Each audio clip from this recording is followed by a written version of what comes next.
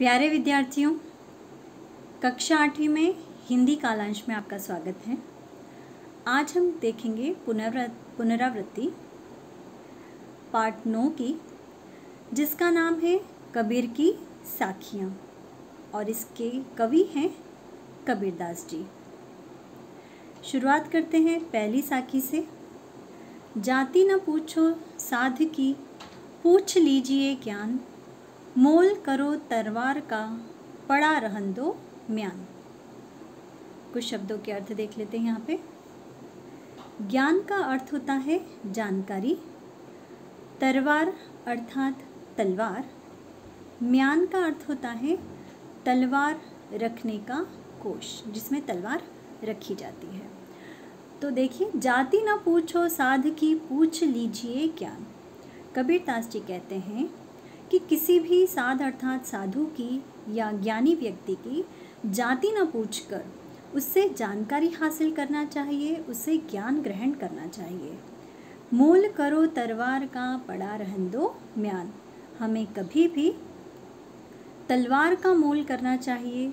तलवार की कीमत होती है म्यान की नहीं। जिसमें तलवार रखी जाती है वो म्यान कितनी भी सुंदर क्यों ना हो, असली मोल तो होता है तलवार की धार का, है ना। इसका अर्थ क्या हुआ? इसका अर्थ ये है कि कभी भी किसी भी चीज़ की सुंदरता या दिखावट पर नहीं जाना चाहिए, बल्कि व्यक्ति का मोल उसकी काबिलियत के आधार पर तय होता है। ठीक है, अगला देखिए। आवत गारी एक है, उलटत होई अनेक, कहा कबीर नहीं उलटिए, वही एक की एक। यहाँ पे कबीरदास जी कह रहे हैं कि अर्थ पहले देख लें। उलटिए का अर्थ है वापस, गारी अर्थात अपशब्द, अनेक अर्थात एक से अधिक।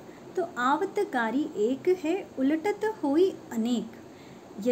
यदि कोई आपको अपशब्द कहे और आप उसके बदले वापस उन्हें अपशब्द कहेंगे तो वो एक से अनेक हो जाएंगे। अर्थात यह जो बैर है, ये जो लड़ाई झगड़ा है, यह अपशब्दों का जो सिलसिला है वह रुकने वाला नहीं है, वह बढ़ता ही चला जाएगा।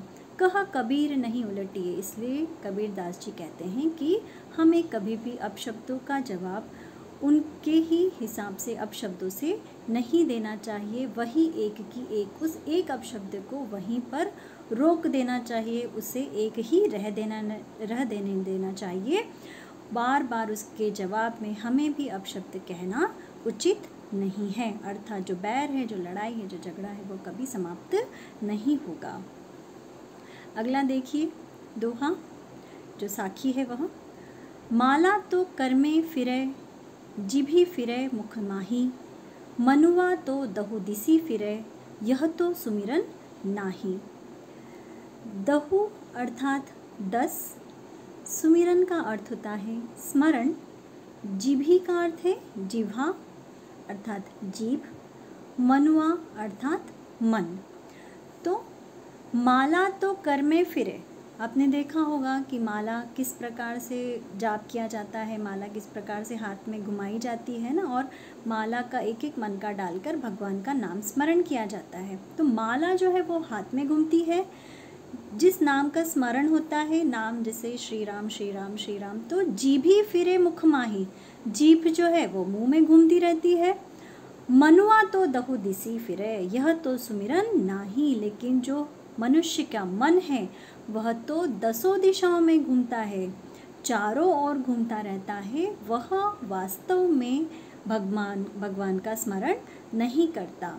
तो जो मन है उससे भगवान का स्मरण होना चाहिए, एकाग्र चित्त होकर भगवान का स्मरण करना चाहिए। मात्र माला हाथ में घुमाने से भगवान का स्मरण करना तो आडंबर है। ठीक है, अब अगला देखिए दोहा साखी।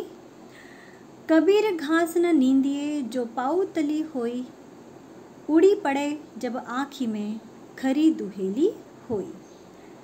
शब्दों के अर्थ देख लें यहाँ पहले। नींदिए अर्थात निंदा करना, बुराई करना। दुहेली अर्थात दुख या कष्ट। तली अर्थात तली में।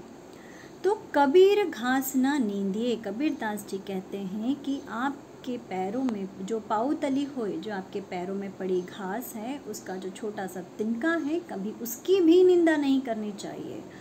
उड़ी पड़े जब आँखी में, जब वह उड़कर आँख में जाता है, खरी दुहेली होए बहुत ही कष्टदायक होता है।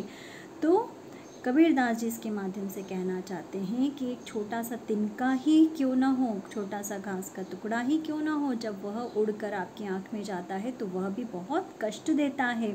इस प्रकार हमें किसी भी व्यक्ति को तुच्छ या नीचा समझकर उसकी भी बुराई नहीं करना चाहिए, उसका भी अपमान नहीं करना चाहिए, हमें सबका सम्मान करना चाहिए। अगली साखी देखिए। जग में बैरी कोई नहीं, जो मन शीतल होए, या आपा को डारी दे, दया करे सब कोई। शब्दों के अर्थ देखें पहले। बैरी अर्थात दुश्मन, शीतल अर्थात शांत, आपा अर्थात अहंकार या घमंड। तो जग में बैरी कोई नहीं, जग में पूरे संसार में आपका कोई भी दुश्मन नहीं होगा। जो मन शीतल होए, अगर आपका मन शीतल और शांत है तो आपका संसार में कोई भी दुश्मन नहीं होगा। या आपा को डारी दे, इस अहंकार का त्याग करे, दया करे सबको। अगर आपके मन में अहंकार नहीं है, अगर आप अहंकार का त्याग कर देंगे तो पूरा जो संसार है उसमें आपका कोई भी दुश्मन नहीं होगा, सब आपका हित चाहेंगे। तो जो अहंकार है उसका हमें त्याग करना चाहिए। तो इस प्रकार यह जो कबीर की साखियाँ हैं ये समाप्त हुई। अब हम बढ़ते हैं प्रश्न अभ्यास की ओर। देखते हैं परीक्षा में आपको प्रश्न किस प्रकार से पूछे जा सकते हैं। प्रश्न 1 देखिए। निम्नलिखित प्रश्नों के उत्तर में सही विकल्प चुनिए। आपको प्रश्न दिया जाएगा, प्रश्न के साथ कुछ विकल्प दिए जाएंगे, उन दिए हुए विकल्पों में से आपको सही विकल्प का चुनाव करना है। पहला प्रश्न देखिए। कबीर के अनुसार किसकी निंदा नहीं करना चाहिए? विकल्प दिए हैं बांस की, घास की या अपनों की। तो हमें किसकी निंदा नहीं करना चाहिए? साखी के आधार पर हम कह सकते हैं कि हमें घास की निंदा नहीं करना चाहिए। विकल्प 2 हमारा सही है। दूसरा प्रश्न है। कबीरदास के अनुसार हमें किसका त्याग करना चाहिए? विकल्प हैं हमारे सामने सज्जनता का, दया का या अहंकार का। तो साखी के आधार पर कह सकते हैं हम कि सही विकल्प है अहंकार का। हमें किसका त्याग करना चाहिए? अहंकार का त्याग करना चाहिए। प्रश्न तीसरा है। किसी व्यक्ति या वस्तु का मोल किस प्रकार करना चाहिए? किस प्रकार से हम कर सकते हैं? विकल्प देखिए। सजावट के आधार पर, सुंदरता के आधार पर या फिर काबिलियत के आधार पर। तो किसी व्यक्ति या वस्तु का मोल किस प्रकार होता है? उसकी काबिलियत के आधार पर।